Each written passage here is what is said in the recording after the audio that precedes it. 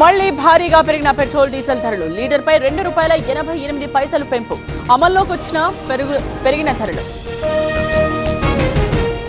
రాజమండ్రిలో పవన్ పర్యటన పుష్కర ఘాట్ల పనుల పరిశీలన ఏర్పాట్లను సమీక్షిస్తోన్న డిప్యూటీ సీఎం.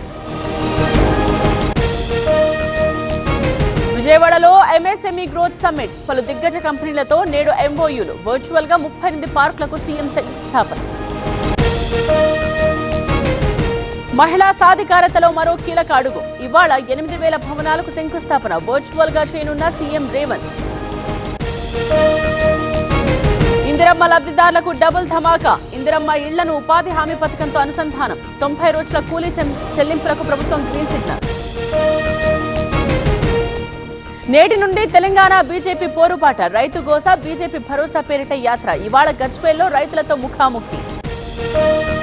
20 ఏళ్ల అనుభవం కలిగిన రోబోటిక్ మరియు orthopaedic surgeon doctor Ravindra Patil ఆధ్వర్యంలో 1 మిల్లీమీటర్ ఖచ్చితత్వంతో రోబోటిక్ నీ రీప్లేస్మెంట్ సర్జరీ ద్వారా తక్కువ నొప్పితో సురక్షిత చికిత్స. కేవలం 24 గంటల్లో నడక ప్రారంభం, 3 రోజుల్లో డిశ్చార్జ్. రోబోటిక్ మోకాళ్ల మార్పిడికి నమ్మకమైన స్థలం ట్రీట్మెంట్ రేంజ్ హాస్పిటల్స్. నొప్పి లేని జీవితానికి ఇప్పుడే సంప్రదించండి 9888192228.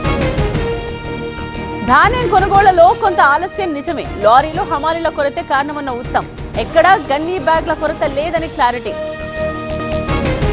నిర్మల్ జిల్లాలో రైతుల ఆందోళన ధాన్యం కొనడం లేదని ఇక్బాల్పూర్లో నిరసన. వేరే సెంటర్ నుండి లారీ రావడంతో అడ్డుకున్న స్థానికులు. నేటి నుండి తెలంగాణలో పూరి గుడిసెల సర్వే గుడిసెలు లేని రాష్ట్రమే లక్ష్యంగా అడుగులు. గుడిసె ఉంటే వెంటనే ఇందిరమ్మ ఇల్లు మంజూరు. గుంటూరు మామిళ్లపల్లిలో తొలగని టెన్షన్ సీజ్ చేసిన గోడౌన్ను తెరిచినా కొనసాగుతోన్న ఉద్రిక్తత. ఇవాళ రైతులతో కలిసి వెళ్లనున్న అంబటి మురళి. ఆర్టీసీ విలీన ప్రక్రియపై ఐఎన్టీయూసీ అసహనం కమిటీల పేరుతో ఆలస్యం చేస్తున్నారని ఆరోపణ. త్వరలో రేవంత్ ను కలుస్తామన్న కార్మికులు.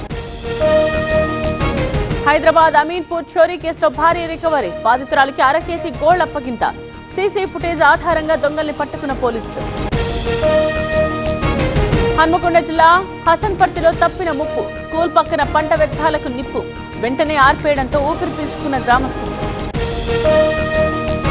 ఇవాటి నుండే రోహిణి కార్తె తెలుగు రాష్ట్రాల్లో మండిపోనున్న ఎండలు. తెలంగాణలో వడదెబ్బతో ఒక్కరోజే 42 మంది మృతి. విస్తరిస్తోన్న నైరుతి రుతుపవనాలు ఒడిశా మీదుగా ఉత్తర కోస్తాంధ్ర వరకు ద్రోణి. ఏపీలోని 6 జిల్లాల్లో వర్షాలు కురిసే అవకాశం.